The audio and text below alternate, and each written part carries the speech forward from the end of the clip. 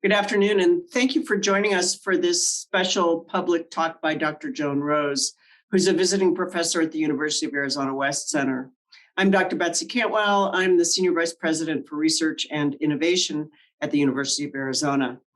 Dr. Rose is a visiting professor, as I said, at the West Center, and that is called Water and Energy Sustainable Technology Center. It's a nationally known water research center. It's been in existence for several decades. It's unique for its collaboration between microbiologists and environmental engineers. Last year, the West Center was globally recognized for its remarkable work tracking the coronavirus in wastewater. This center has been looking at viruses in wastewater for a long time and was ready to take on this challenge. That capability has helped communities both monitor COVID-19 case rates in their areas and then respond more rapidly to this global crisis. In her own work, Dr. Rose looks at the intersection of risk analysis technology and the environment. Very timely topic. This work helps to evaluate public health concerns and has kept her in the front lines of this pandemic. I'd like at this point to turn it over to our special guest, Dr. Rose. And we are very, very happy to have you here. And I very much look forward to interacting with you as much as I can while you're here. Thank you, Joan.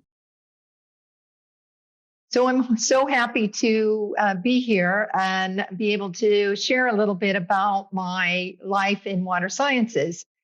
I know most of you have had these feelings, sort of things are, that sinking feeling where things are not going quite the way you want them to. There's deadline, there's students, reports, exams.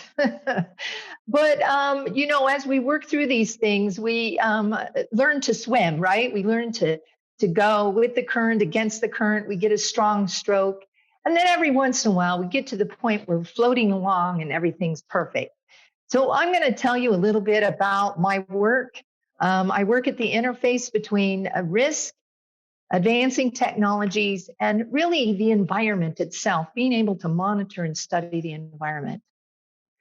So I'm a water microbiologist. I grew up in Southern California, and I did my bachelor's of science and my PhD at the University of Arizona.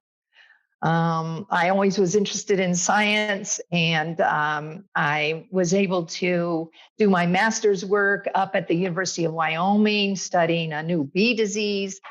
It's kind of cold there, so I came back to Arizona.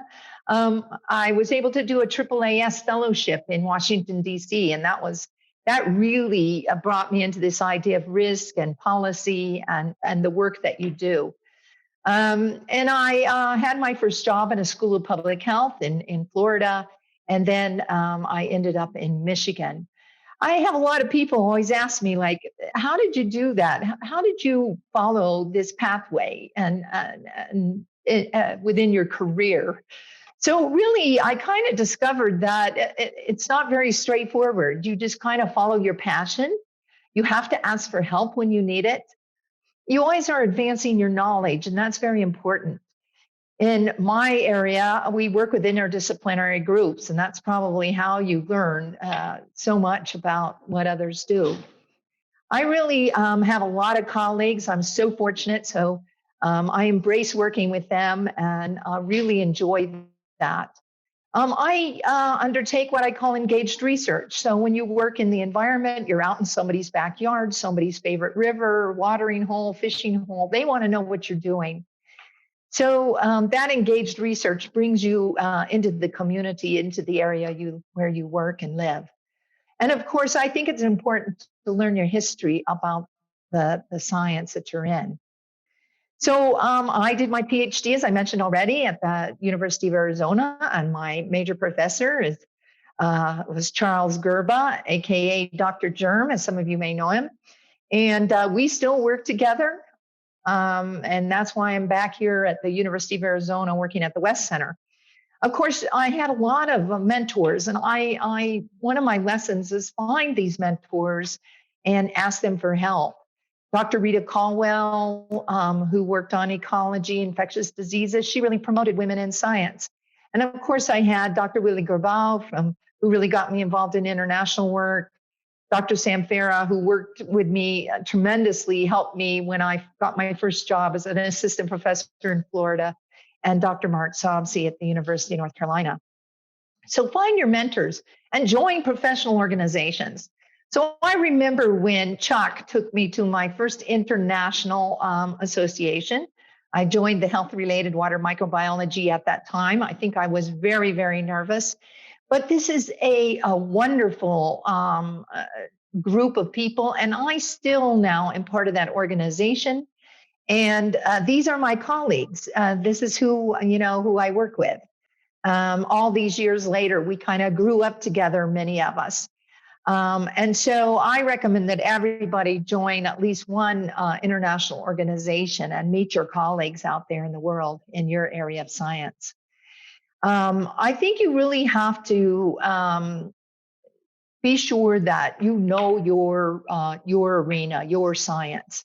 And of course, health-related water microbiology, or the area that I study, is about fecal contamination, the spread of disease to humans, and especially focuses on recreational waters and drinking waters and wastewaters. So you study the microbes, you study their occurrence, study their survival, their transport. Of course, we study outbreaks and study their control. I think since the start of my career, I was always trying to answer this question, and many of us, that's our ultimate goal. How safe is the water? And as a scientist, you can never say, oh, yes, it's safe. No, it's not safe. But we try to produce yardsticks, scientific evidence that says, how safe are we and how safe do we need to be? So I started in Arizona, as I mentioned before, and there I was very focused on drinking water systems. I did my PhD work on a full-scale drinking water and also wastewater reclamation. Arizona at the time was really leading some of the efforts in reusing wastewater for irrigation purposes. And it really kind of led the way in the study of viruses and parasites in reclaimed water. I moved to Florida, and reclaimed water was very important there. And I was able to keep working in the reclaimed water arena. But I also started working on coastal waters. Florida has a very long coastline and beaches. And of course, septic tanks were a very big problem for coastal pollution. And so then off I went to Michigan, and here's, it's kind of a very different environment. And there, it's wastewater in and of itself. Advances in treatment of wastewater, confined sewer overflows. They had a lot of those where when it rains, wastewater and stormwater mix together and contaminate the environment. And of course, it's a Great Lake scale. Well, one thing about Michigan that was very similar to Florida, it has a very long coastline. The beaches and shoreline are very important. And of course, septic tanks were very important. Well, through my career, I learned relying on indicator organisms is not enough. And we use these indicators globally. They're mostly bacteria. They, of course, are easy to detect and measure. That's why we use them. They're less costly. But they're really indirect, and they only suggest a health risk, and they don't always correlate to our pathogens. So early in my career, I began studying pathogens themselves, particularly viruses, viral pathogens. We know they're there and present, that they're there in lower concentration. So it's a challenge to concentrate and purify and measure them. But they can be directly linked to health risk, and this is very, very important. So we know that relying on these indicators organisms is just not enough. And so the global community is really focusing on the new technology that can supplement our indicator system and really focus on these pathogens. So why do pathogens matter? Well, because globally, these organisms are what are associated with burden of disease and the cost to human life, the cost to our health systems. And of course, the pathogens I work with have an environmental, transmission pathway, and especially contaminated water. Around the world, we still have things like typhoid and cholera. This upper right-hand corner, you see where typhoid is still prominent, a very iconic waterborne disease. which was prominent in the United States before we started disinfecting our drinking waters and treating our wastewaters. Of course, cholera is still important around the world, and there are many outbreaks. And these are two bacteria, are iconic, as I said, bacterial waterborne diseases. But we have helminths like the schistosoma. And of course, viruses are a very big issue. This is the rotavirus, which affects children globally. But its health impact, of course, is very high, where the vaccine cannot be distributed and where there's not good access to health care and highly polluted waters. And of course, there's the protozoan Cryptosporidium, which is globally distributed, a zoonotic pathogen, a protozoan, which has caused some major outbreaks and sort of one of those newly emerging pathogens in the 90s. So these pathogens matter, and we need to know what's going on if we're going to control them. Now, the pathogens I work on are found in sewage and excreta. There's hundreds of them. And people think, well, they just cause diarrhea. No, they cause hepatitis, respiratory disease. They cause a lot of chronic illnesses, heart inflammation. They're associated with cancer, neurological disorders, liver damage, and kidney failure. So, of course, the viruses, quite a few viruses, bio-nanoparticles. There's of course, the list of bacteria, which includes our indicator systems, but cholera and typhoid, as already mentioned, but salmonella and legionella, which we're dealing with in the United States. The protozoa, the single-celled little animals, Cryptosporidium and Giardia being the two that were prominent in the United States. And of course, then the large helminths, the worms that are found throughout the world. So my evolution in the study of these microbes kind of came along with my moves, and as I worked in new environments. I began by studying viruses, as I already mentioned, and but I moved to really the study of enteric protozoa. And I always joke about Cryptosporidium being one of my mentors, which as I followed that little pathogen as it emerged in the 90s as an important waterborne disease, I followed it around I learned a lot, and that's how my career developed as well in the study of Cryptosporidium in water systems and waterborne disease. And then, of course, there were always new technologies to try to address problems, and that was the use of microbial source tracking markers. Those of us in this field, we stay in touch about these things. And I know that at the University of Arizona, my colleagues here, along with Chuck, are studying these, are researching these areas as well. Now, I wanted to tell you just one example of what we did in the Great Lakes when I moved up there. Great Lakes are one of the largest freshwater systems in the world. They're amazing and just beautiful, places to recreate. But they also serve as our water supply. They serve as the economic vitality of the region for over 40 million people. And they're a binational water body. So we have to protect and monitor the Great Lakes on both sides of the border. And we have the International Joint Commission that looks at that from the Canada side and the US side. Of course, it represents what other water bodies are dealing with around the world. It's impacted by sewage, these combined sewer overflows, stormwater, of course, non-point source pollution coming from agricultural sources and manure, inadequate infrastructure, invasive species, of course, the hazardous algal blooms, and overlying all that, of course, is climate change, pushing the pollution to the shoreline.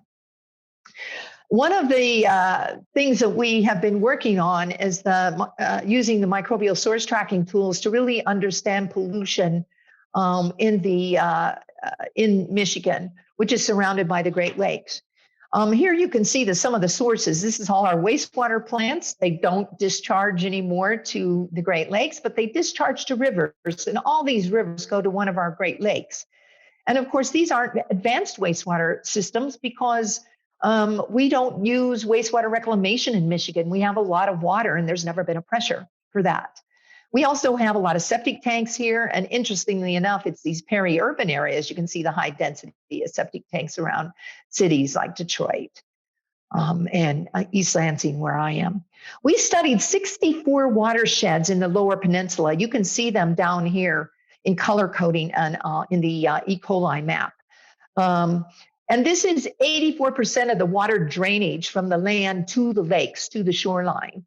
And what we found when we studied these 64 watersheds, it's using source tracking markers, is we could actually correlate the increasing human sewage marker found in these water bodies with increasing septic tank numbers in the watershed.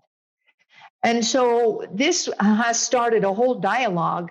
We did some of this work in 2015, and we are now working on a state sanitary code that could look at the impact of septic tank discharges to the lakes via these human source tracking markers.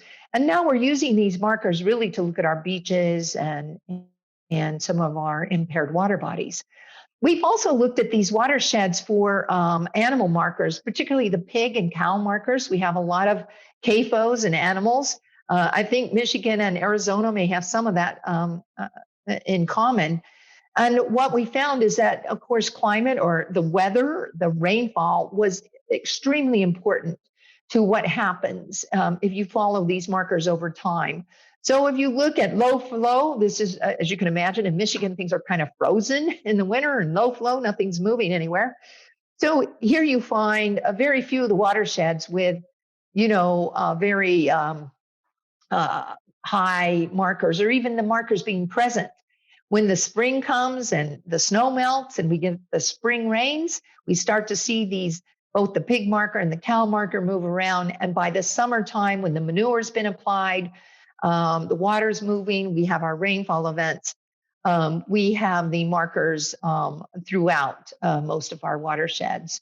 And we've been able to identify hotspots and then be able to look at agricultural practices like till or no-till, buffers around the fields, and other mitigation strategies that could prevent the fecal contamination of our waterways. So now we're in the middle of a global pandemic. And Lloyd's Bank, interestingly enough, has done a review and does these every few years of risks to cities. They kind of look at about 300 cities around the world and look at what kind of disasters could occur and how that would cost different communities for addressing these problems. You'll see on this slide here, it's got things like drought, terrorism, floods, earthquake, windstorms. Here at the bottom is the market crash. And of course, here they have the human pandemic, which they estimated at $591 billion. And I guess you realize now that we severely underestimated the cost of a global pandemic around the world. And it's going to cost us much more than that. So the Coronaviridae family, you've all heard of the coronavirus. It's in the news. You get to see that virus on the television. But it's a family of viruses that have been around since the 1930s. It's found, the viruses in this family are found in a lot of humans and animals. And this may be why, there's this risk of the virus jumping from animals into humans. It includes the common cold, but it includes two other viruses that cause some global spread, SARS and MERS. So they're both part of this family. So now we're dealing with SARS-CoV-2 and this COVID-19 pandemic. It's quite interesting. I'm working right now with Dr. Colleen Naughton from the University of California, Merced, and some other groups. And she's been putting a dashboard together that shows where in the world groups are studying the virus in wastewater. And it's quite amazing. There are, some 56 dashboards, 200 and something universities monitoring wastewater. It's in 50 countries, over 1,000 sites, 1,300 sites. it's really incredible, this explosion of knowledge. And in this area of wastewater surveillance, which we had been doing for so long, but the speed of what we're learning and how to do it better has just exploded.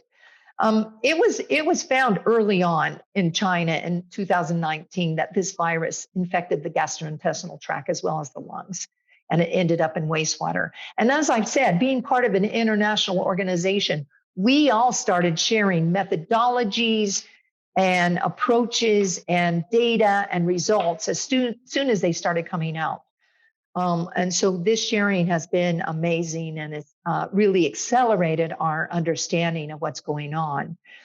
Now, University of Arizona made headlines early on in the study of this virus in wastewater right here on the University of Arizona's campus, by looking at the sewer shed and looking at dorms and being able to understand early warning and do something about the infection to reduce the spread.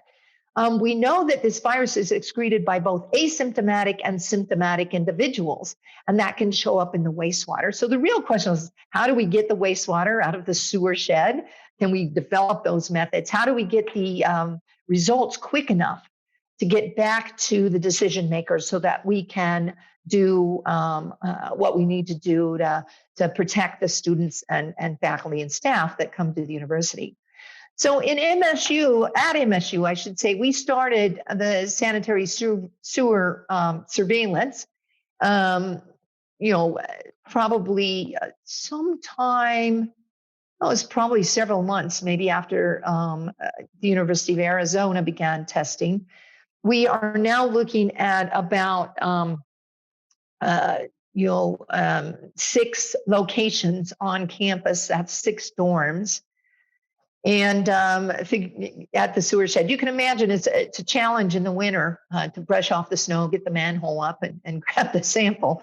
We have installed samplers, and this little square down here is called a heat map, and so that's what we're looking at. And time is across the bottom axis, and space is across the y-axis, this vertical axis. And so if you look across, you can see what happens to a dorm. It was negative, then it became positive, positive, positive, and very many more cases or higher levels of wastewater.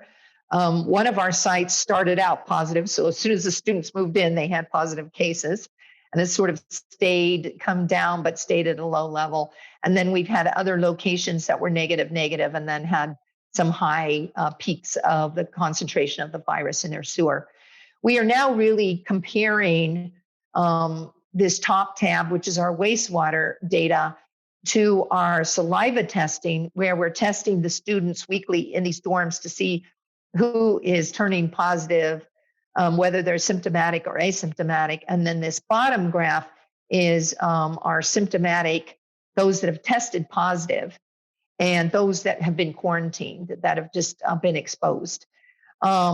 And so we're looking at this data right now, and you can see these red, like site 5, red, and the wastewater being sort of an early indicator. So we're looking at models right now that we can use in the fall, when we bring many more students back to campus, and I understand that that's going to happen at the University of Arizona too. We can use wastewater surveillance as a way to watch any infections that come in, get better testing in these locations, and also offer the vaccine to our students that are coming back to campus. We're also involved in another global project. This is the Wastewater SARS Public Health Environmental Response Group. We're calling it the Wastewater Sphere. And we're trying to take from all these dashboards and all this wastewater monitoring globally and put it in one location so that we can learn even more about how to compare data and spatial and temporal changes in the virus. We know that those of us in the United States are going to help our colleagues in low-income countries. They are monitoring for the virus, but they have their resources are so limited in terms of testing, people and in getting the vaccine out as fast as maybe we have in the United States. So we're setting this up in particular to help with our colleagues around the world in low and middle income countries. So I should just end and say, I've learned so much throughout my career, and I continue to learn. I'm glad to be here at the West Center because I'm learning even more about the virus, especially because the West Center has been able to set up a BSL-3 lab and study the infectivity of the virus, and that's very interesting, very exciting knowledge that we need to bring into our interpretation.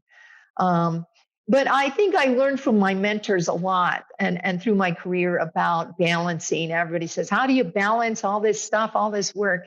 And really, I guess I would have to say that balancing was not my forte. I kind of see it as a teeter-totter, life being a teeter-totter. And, you go up and down. You really need someone on the other end. And it's actually not fun on a teeter-totter just to balance. And I think sometimes you hit the ground a little bit too hard. And sometimes you're doing all the work, pushing up, but the next moment others are pushing you up. And that's what it's all about in science. And I've learned to play and share my life in science. It's a big part of who I am. That's part of my passion. And of course, I bring my whole family with me. And now I have 4 beautiful grandchildren. My mother is still alive at 94. And even my mother has carried my pumps down to a sampling site. She doesn't anymore. We don't make her do that at 94. But my grandchildren are getting to the age where they can start carrying my pumps. So there we go. At any rate, it's such a pleasure to be here. And I look forward to more dialogue with everyone. Thank you. Thank you, Dr. Rose. That was a wonderful presentation. I'm Sarah Prasick. I'm the program coordinator at the West Center. And I'd like to now invite 2 other faculty from the West Center, Dr. Ian Pepper and Dr. Charles Gerba, to join our conversation. I'll let you introduce yourselves and then I'll just step back and you can have some time for discussion.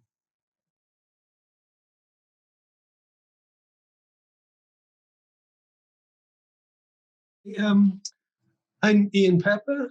I'm from Britain. They used to call it Great Britain, but now they just call it Britain. And I was trained as a soil microbiologist. Soil has always been really important to my life. I studied soil in graduate school. I built my house out of dirt, and I've always grown vegetables in the soil. So it's always been critical to me. I came to the University of Arizona in 1977 when Gerald Ford was actually still president. So, yeah, I know you want to know who's Gerald Ford. I then became more versed in water microbiology as well as soil microbiology, worked with Pima County Wastewater for several decades, and this ultimately led to the development of the Water and Energy Sustainable Technology Center, the West Center. So that's my story. My name is Chuck Gerba, and I've been at the University of Arizona 40 years, starting next month, actually. And I was trained actually as an environmental virologist, somebody who studies the environmental fate, transport, and environmental control of viruses in the environment and how they are spread through the environment. I originally came to the University of Arizona, actually in the food science and nutrition department. It was a joint appointment in microbiology, but I happened to run across Ian Pepper in about 1990, and he encouraged me maybe to move into what would become the Department of Environmental Science. It was the Department of Soils, Water at the time, and then we were going to go through a remodernization.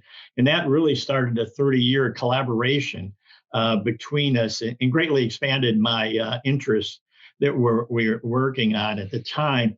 And through that collaboration, we've been involved in a number of center grants and other things, bringing together different areas. But my research is actually focused on broadly in environmental microbiology, looking both at the natural environment, water, wastewater treatment, fate of pathogens, but also involved into the indoor environments and healthcare and control of SARS-CoV-2 and anything from healthcare environments to airplanes and hotels. So basically, I've always defined environmental science as an opportunity to study different things in different environments. But it's been a great collaboration with Dr. Pepper over the years here at the University of Arizona. Okay, so Joan, we have some questions to ask you. I want to see if we can stir the old memory banks there. Yeah. So, Dr. Gerber, so Joan was a graduate student here at the University of Arizona, and Dr. Gerber was her PhD advisor here at the U of A. So, Joan, what are some of the most significant memories you have of that time, Chuck, as your advisor? Well, I was thinking about this, and the first thing was just getting the job, because I remember I was actually working at the wastewater plant as well. I was setting up their microbiology in their lab for their permitting. And someone said, hey, there's a new professor at the University of Arizona, and maybe he has some money and you can go get a job there, because I wanted to go back into the university and work. And so I called him up and made an appointment to see him. And we met, and I laughed at all his jokes. And then I think I called him every day, because he said, well, I might get an EPA grant. I might have some money coming in. So I think I called him every day till he just said, okay, you're hired. But the EPA grant did come in. And I think that, one of the great things was really learning about environmental virology. So I got trained then in environmental virology when I worked with Chuck. And we worked in the field, which was exciting. We did full scale. I had opportunities to work in Mexico. In fact, I did my PhD work at a full scale drinking water plant in Mexico, in Guadalajara. And that was fantastic. And I remember going to my first international meeting and giving my talk, and I was the first speaker. I thought I was going to just pass out. I was so nervous. I think Chuck was nervous too, because he ran out of the room before I spoke. That was to pass out. And, I think always looking for sort of the new emerging issue. We were looking at viruses then, and new viruses were popping up, but all of a sudden cryptosporidium came on the scene. And, there was an opportunity then to say, hey, this is a protozoan, it's waterborne, more than likely, it's fecal oral. What can we do that we've done for environmental virology? What can we do to study this particular protozoan? And I kind of always joke that little protozoan was one of my mentors. Yeah, did you ever take any classes from Dr. Pepper? I know you did. I think we made you take one, didn't we? Well, actually, I took that class when I was undergraduate before I met you. Oh, okay. So I did my bachelor's at the University of Arizona. And when I got there, I was in sort of pre-med and biology. I'd been a candy striper in a hospital, and I actually ran specimens to the lab, and from patients' rooms. And I thought, oh, that's pretty cool, and maybe I can do something like that. Maybe that's a job I can get. But my first biology class, we started looking at microorganisms, and I switched to the Department of Microbiology right away, and I just loved microbiology. And in fact, U of A, the micro program at the time was very clinically oriented. So most of the classes, were focused on the clinical aspects of microbiology and pathogens. So that may be where I got some of my interest or background in disease. But there were a couple of environmental classes, and the soil class was one of them. And I remember going saying, I want to take that. And, Dr. Pepper, if anybody's ever had, Ian as a teacher, he's such a good teacher and he's funny. He makes everything interesting. He was really young then too. Oh. We're both really young, Ian. Well, and you don't even realize that how these things influence your career pathway. I was like, I kind of like the environmental side of things. And here's one class where you could go in and get that kind of perspective. And lo and behold, later, Ian and I've become good friends. He's been a mentor to me and a collaborator. So, wow, you never know. thank you, Joan. Hey, this is a quiz. Do you know who you sat next to in class most of the time? I have no idea. I have no clue. I have no memory. Pat Russell. Did I really? Yeah, you two are like the Bobbsey twins.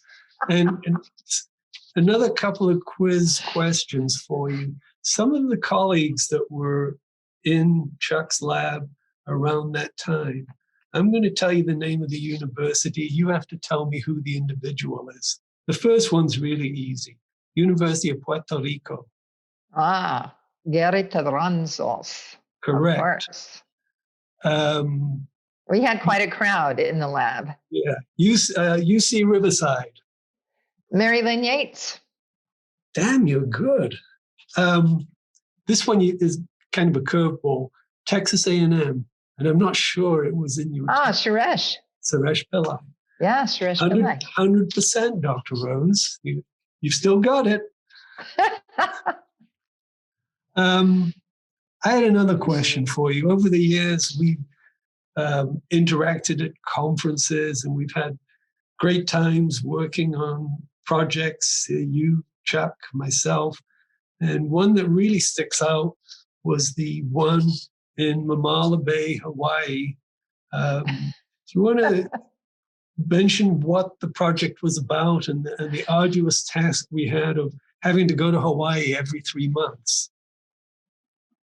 Oh, yeah. Yeah, it was very interesting. Well, I think part of this is that, Chuck and I started looking at risk assessment with another colleague, Chuck Haas. And that was through the American Association for Advancement of Science Fellowship. So Chuck had done the fellowship with Chuck Haas, with Dr. Haas, and recommended I do that. And so I went that route too, but I met Chuck Haas, and I really liked risk assessment, the risk assessment framework, because, people ask, well, you found one virus in 1,000 liters. What the heck does that mean, right? And so it was a way to put a yardstick together that says, we think that it means this kind of risk, and we can mitigate that, through control mechanisms. And, when we did the fellowships, that brought you into policy. So I think there were three things. There was, just the ability to monitor in the environment, really do field work. And that's not all labs do field work, and it's not easy. Second, understanding what your results mean in terms of the risk assessment framework, which brings you into policy. And interestingly enough, Mamala Bay got funded because of a policy issue under the Clean Water Act. So under the Clean Water Act, when that got passed in the 70s, it mandated that all wastewater treatment plants move to secondary treatment and potentially disinfection for protection of recreational waters. Well, certain places got a variance. California got a variance from this because they discharged to marine waters. And they thought discharging to these marine waters was not going to affect the shoreline, right? It was not going to cause pollution. Hawaii had a variance as well. And so this whole project with Mamala Bay was a settlement around this variance because they got sued, and they said, we should not be putting untreated, partially treated wastewater out into the marine environment because it may come back on our beaches, influence the people using the recreational water. So it's not swimmable. It's not meeting, the guidelines and the rules. So this settlement was a large amount of money that funded research projects. So I was at the University of South Florida at that time. I was in the School of Marine Science with a great colleague of mine, and that we had a lot of projects together in Florida Keys, John Paul. And I don't know if Chuck told me about the settlement or Rita Caldwell, or just, it was an all a buzz, but there was going to be a request for proposals. And so, Arizona crowd, you guys put in for proposals. We put in for proposals from USF, and we were funded to come to Hawaii to study viruses and other pathogens and risk assessment at the beaches. And, everybody said, oh, that's great. But, half the time we got there and we would work from, sun up to 10 at night. And then have a couple of beers and have to do it all over again. So it was really hard work. And I still remember the rickety boat that we hired to go out, because we were out from the outfall, right? Coming back in a transect to sample. The boat later sank, Joan. Oh, yeah, exactly. I was just going to say that later, after we'd been there, at one of the times sampling, we found out that boat just sank. But yeah, it's not fun to get on a boat with a hangover either, the next morning. So you really have to pace yourself. But, it was fascinating, sort of this intersection between science and environmental surveillance and policy and risk assessment. And it was a great team of different researchers from around the United States that got to come together to do that work. And I thought it was a great use of public money. Yep, it was great fun. I think you should point out too, maybe an understanding is that the three of us have been collaborating really ever since Joan graduated. She's been quite dynamic she talked to risk assessment. She actually got several centers funded with the U of A, including a center on risk assessment funded by the Department of Homeland Security and the EPA. So I think one of the things to learn out of this is what a lifelong career collaborative relationship can develop. Joan's been very dynamic in putting centers together, but I think you mentioned it. I'm glad, Joan, is one of her unique abilities is to take science and policy and communication and do it well. That's how she achieved so much in her career.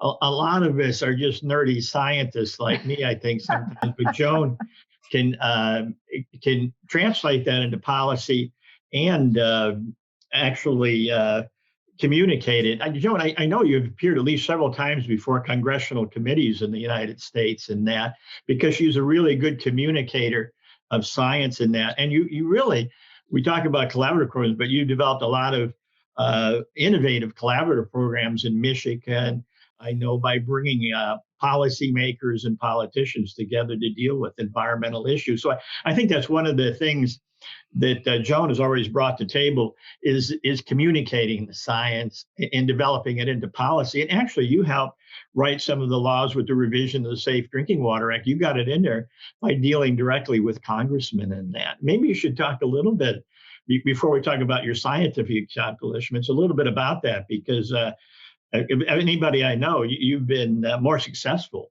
in taking science and getting it into policy. Yeah, well, I don't know if it was just me. Some of it's timing, because, of course, the Milwaukee outbreak occurred when they were reauthorizing the Safe Drinking Water Act, right? And at that time, Congress was looking at how they're going to change the legislation. And there was a lot of focus on chemicals. Like, we have microbes, totally under control. We've said that many times, and here we are with SARS, right? And so when that outbreak occurred, it was so large in a major city. It met the Safe Drinking Water Act, the rules. It met all the rules under the Safe Drinking Water Act for theoretically safe water. And because people died in that outbreak, they were like, all of a sudden and it wasn't the first time people had died from drinking water outbreaks, but this was such a large outbreak and it got so much attention. People were saying, what do you mean there's a new pathogen? It's resistant to disinfection. It caused this huge outbreak. 100 people died from tap water in the United States. What's going on here? And there was a lot of testimony from the utility and the government agencies in Milwaukee on Congress, on the Hill as well. And if you look at that particular reauthorization, so I went to the House and met with the representatives that were working. They write the bill. They were writing the reauthorization for the Safe Drinking Water Act, and just had a private conversation. I'd learned so much about cryptosporidium studying it, and there had only been a few outbreaks that started popping up. And so when Milwaukee happened, I just had so much knowledge about the protozoan and its history and the development of the methods and testing and, its resistance to our traditional, what we thought was safe, drinking water, producing safe drinking water.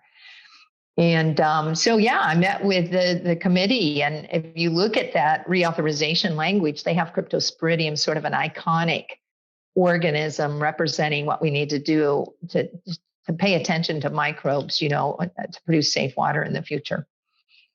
So it was a great experience. It was quite interesting. And those doors open and you walk through, you don't actually know what to expect because you've never done anything like that before. But you take those opportunities. Down, so you smashed the doors down. I don't know about that. Chuck. So what do you think your biggest scientific accomplishment from your viewpoint, Joan? You played a rather dramatic role in pushing forward a lot of areas in environmental microbiology. What do you think your biggest accomplishment from your viewpoint? Oh, it's really hard to say, because I think there's three things. I think just getting trained and having a passion to write things down, because writing your work and getting your papers published, that makes so much of a difference. I would have people call me. They didn't know who I was. They'd never seen me before. We didn't have all these Zooms, but they knew my work.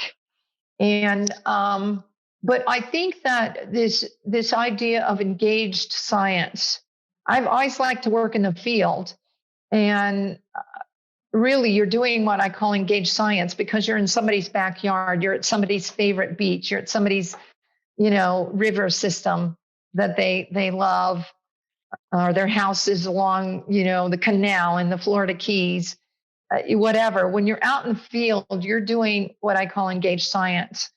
And that means that the public really care about what you're doing. And I think that learning that, to do engaged science in a way that makes a real difference, and working with the public is, probably one of my greatest accomplishments. And then passing that on to my students, because we had a lot of interesting projects that we did where the news media showed up and I was still inept, at communicating this. You say I'm a good communicator, but I still had all these faux pas. But it was a team effort. So the students learned and I learned, and we worked with the public about what they cared about. And I still remember going up to Walkerton. There was an outbreak up there of a well with E. coli 0157 and Campylobacter. It came from manure. And, I was so struck about, because I joke and I love going out in the field and doing my work and it's fun. but I was so struck by the seriousness of what we do. I went up there 5 years after this outbreak. And this is a small farming community in Canada. They had 7 children in that community die from their tap water. They had others that needed kidney transplants because of O157. Other people were still suffering 5 years later because of chronic impacts like arthritis from Campylobacter, reactive arthritis. And listening to the public, I mean, it just brought tears to your eyes. And I really felt like, wow, we have got to, really communicate how important this is. We do not want, these kinds of events to affect communities, these terrible events. And so, I always think about that as being, sort of my evolution as a scientist and as a mentor to others, as some of my greatest accomplishments, really. Well, you had one question. In terms of actually projects, what was your more enjoyable project? The one you really liked the most, you got a lot of joy out of working on. Is there one in particular? No, not really. I'd say that as we went into these field projects, I always enjoyed them. When we did the work with the keys with John Paul, our group, our first experiment was we only got $2,000 and we got a free place to stay in the keys. So we took our whole labs down there, both our labs, JP and I, and we flushed the fudge down our own toilets, where we were staying. And then we didn't know what we would find. And we'd go out and, we'd say, well, we better monitor every 3 hours. We have no idea. And JP was looking at the tidal influences. And this was a fudge. So overnight you could get the results, right? And we'd run up in the morning and look and see what the results were. And, we were going out in the middle of the night to get samples, and I could tell stories about Mamala Bay when we were in Hawaii. And then we did a big tracer study, one of the largest river tracer studies in Michigan on the Grand River. And that was really fun that day, just planning it. And even though the media showed up and we weren't kind of expecting that. And we had this whole team of people to help us with this big field project from about 3 different labs. And that was just great fun, being together with the students and the other faculty and interdisciplinary, study and just being out there. And luckily it was a really nice day because it was May in Michigan. So you never know if it's going to be sunny and nice or if it's going to be rainy and very cool. But I like that kind of thing. That is what I remember. And I like, thinking about those great experiments that resulted in some really great papers. And as you've said, with the collaborative approach. So, Joan, this has been great fun this morning, but I have a little more serious question for you. I know that you are a huge champion for women, and I've watched you be that champion. But as a woman in science, have you ever experienced discrimination? And how have things changed over the years? Yeah, sure. I've experienced discrimination both at my own institution, in my professional career while I'm part of committees or professional organizations. You don't think about it when you're working and you're passionate about your work until it hits you, you hit that ceiling or you have that stumble. And, I've had my work plagiarized, part of my proposals plagiarized. I had to reach out and take, action there. I've had retaliation, at the School of Public Health at USF. They didn't want to give me tenure. and not because of my record, but because of retaliation. I think that, all women probably experience some type of discrimination, some that's quite subtle and some that's, you can't even believe it's so obvious. But I do think it's changed over the years. And I like meeting with young women scientists and women students, and talking to them about what they're doing, their careers, their life, what they're experiencing. And I'd say over the years, it's moved from, here are all our problems and our barriers and our issues, to a discussion of, not that there's not those issues and barriers there still, but the discussion has moved to solutions. So I was quite struck. Actually, I think it was one of the last times I was at the University of Arizona, maybe about 4 years ago. Can't remember the exact date, but the discussion, each of the young women had a story, but they also had solutions. Like, I tried this, maybe you could try that. Or I went and did this, and that helped overcome that barrier. And so they were really providing each other with the support. And that's what's changed. There's a network out there. There's an acknowledgement that this is there. It's never going to go away. So we always have to talk about these things, these biases that we have.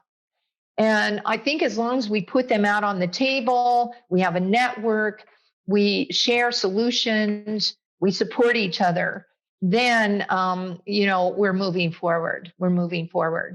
So that's what I've seen now, is this acknowledgement, this sharing of the issues, and sharing particularly of the solutions. So, Joan, you're here as a visiting professor here at West, and of course, all three of us have been involved in coronavirus work during the pandemic. So it might be interesting for all three of us to say, what kind of a year was 2020 for you? Wow. Want to go first, Joan? Sure. 2020. So yeah, it was a strange year, because I started out the new year. I had a project with Gates, and I was in Uganda at the African Water Association meeting, and we were presenting our tools and demonstrating the use of our tools, and everything was going really great. And I got knocked down by a scooter while I was in Uganda, and I broke my shoulder. I had to come home, and I had a shoulder replacement. So all of a sudden, I'm in the hospital. I get home, and we're hearing about this coronavirus. One of my colleagues had said early, right at the beginning of the year, Joan, this is going to be bad. And I'm like, oh, okay. And he had this dire prediction. So I get out of surgery. I'm sitting there. I'm going to sit on the couch, watch the NCAA March Madness. MSU's team was supposed to do really good. That got canceled. Everything just started going, just erupting, all over the world. The environmental virology world started communicating, because we have a very tight network, I'd say a global network of environmental virologists, because it was clear very early on from the Chinese that the virus was found in feces and it was found in sewage. And so that it happened so quickly, the environmental virology world mobilized and started monitoring. And one of our good friends, Gautam Medema from the Netherlands, was one of the first to really say we should be, monitoring. We can monitor. We can use this, for watching the disease in the community in a more specific way. And I actually thought my lab was going to get geared down and get smaller for 2020 when I started the year out. And all of a sudden it got bigger, and I was, doing Zooms with one arm and my physical therapy, from home. And it just exploded. And of course, there was interest of what could go on campus. And, when you guys started looking at what was going on here at University of Arizona, that gained so much attention across the United States. And in fact, globally, there's almost 252 universities globally that are involved in wastewater monitoring for SARS. And they're either helping their community, they're helping their own university, or they're helping their state. So the academic world has really kind of stepped up to the plate to really help during this pandemic. It's been like a phenomenon I never would have guessed. I agree. It's amazing. Chuck, you got any thoughts on 2020? Yeah, a little overwhelming. Our group had worked with the original SARS outbreak on its survival of the virus in water and disinfectant testing with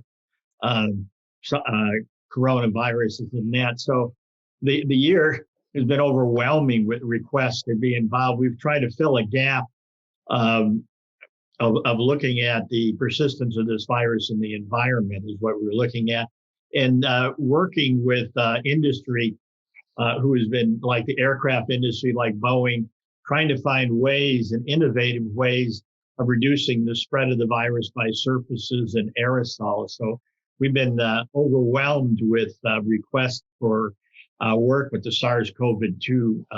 It's really occupied about 80% of our effort. And is still really overwhelming, the amount of interest and work that people want to conduct in this area right now. And I think as a university, we filled the gap because we could step up to the plate right away. We had the facilities to work with SARS-CoV-2 and the experience of working with coronaviruses. So, yeah, like you said, Joan, it's been a little bit overwhelming just to try to keep up with what expectations of people in industry and government have for us. Yeah, and the students and in my case, students really stepped up to the up to the plate, I should say, and the technicians that I've worked with, Becca Ives, I've worked with her my whole career at MSU. She and I have been together a long time. And then I had some colleagues that I'd met from other parts of the world that came in, Nishita D'Souza from India, and they just all stepped up to the plate and then just like let's learn about this virus. Let's learn the methods. Let's get going on this. It was they really worked hard. I think one of the nice things, though, industry has come up with a lot of innovative solutions. How successful some of these are, I don't know, but I think in terms of environmental control, we'll have a lot more tools in our toolbox for pandemics than ever were available before. So it's kind of exciting that way, is developing this pandemic toolbox for controlling environmental spread for the future. So that's what's really exciting. Yeah, and certainly the environmental disinfection, right? Yeah. That we should clean up our environment in our homes and some ways in buses and schools. Yeah. That really gained some attention, and all the work that you've been doing, has really come to fruition. Yeah, it's been exciting. I'll describe 2020 using the Charles Dickens quote. It was the best of times. It was the worst of times. The worst of times, obviously, because of the virus and the mask wearing and staying at home and all of that. And the best of times, because I think it ended up being the busiest year of my career, all started by putting an advert on the West website that we would analyze wastewater from any utility in the country, provided people would pay for the assay. And I remember Chuck and I thinking, I wonder if anyone will take us up on this. Well, they did, hundreds of samples. So we got very good at analyzing the wastewater for coronavirus. Out of that, we got asked to participate in campus reentry plan for fall 2020. The university shut down in the spring. And so my task was pretty simple. All I had to do was, monitor campus for 1 year. And I'm like, well, how do you do that? I'd never done it. But we made some important decisions, and probably the most important one was to analyze wastewater from a dome with a single sewer, so that you then had a defined community, and you could then use that for targeted clinical testing. We ended up identifying through that targeted clinical testing some asymptomatic infected individuals, so we helped reduce exponential spread. And we actually did that 80 times throughout the fall semester, and the U of A managed to stay open, which was a big deal. So again, the best of times and the worst of times. And this has been, again, great fun, but unless anyone has some final parting words, we'll throw it back to Sarah. Here I am. All right, thank you so much. That was really, really interesting. And I had the great fortune to work with Dr. Pepper on some of the campus work this year. It has been a really interesting year. Before we wrap up, if you all have maybe one last piece of advice for our audience, I think that would be great. Joan? Well, I mean, you're going to have colleagues, as you go through your career, you're going to have a whole array of colleagues and mentors, and just stay in touch. Don't be afraid to ask for help and ask for advice, and take advantage of that. That's what it's all about. That's what science is supposed to be about. So yeah, always keep in touch with your colleagues and your mentors, and that you'll be served very well as you move forward and with any issues and barriers that you face, challenges. Yeah, I think Joan's message is perfect. It's really about, I think, science and being a professor. It's your colleagues that make your career. One of my advice I always try to say is, don't let your ego get in the way. Don't worry about who gets credit for credit. When you work collaboratively, you'll all get the credit. If you're going to enter a relationship collaboratively, put in 60% of your time and effort. Don't be afraid to overstretch your effort. Being a good colleague and developing is really an art to do it. And what you really heard is three colleagues who've done projects together through most of their career. And we do it because together we're a group. And that's the way I always look at it. It's other individuals, in some ways may get more recognition than others, but you're still part of that team. And always look at it that way. Collaboration really leads to the most successful careers. Learning how to do that and listening to others is really important. Believe me, you haven't heard the three of us and we disagree, but it's really important to have colleagues to talk to like that, which will be honest with you and give you a real feeling of it, because it makes you think. Thanks, Chuck. And I agree with everything Joan and Chuck just said. I'll add just one more thing, and that is, I think it's important to learn to deal with failure.